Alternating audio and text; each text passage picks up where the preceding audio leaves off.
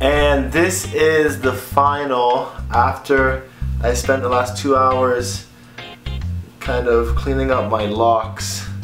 You can see here that the scalp looks very parted. It looks very clean and tight.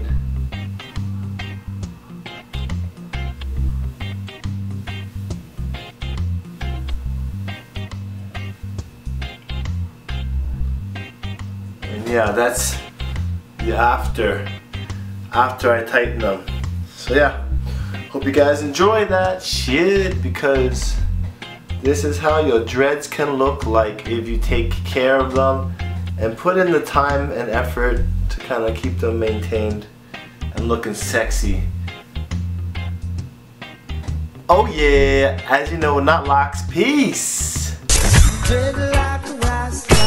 Well, you know, some boy killer no want no laziness in the dance, you know. So all of the top nuts, let's get up and rock, and all the daughter and all the man, let's get up and shock out. See, cause some boy killer there.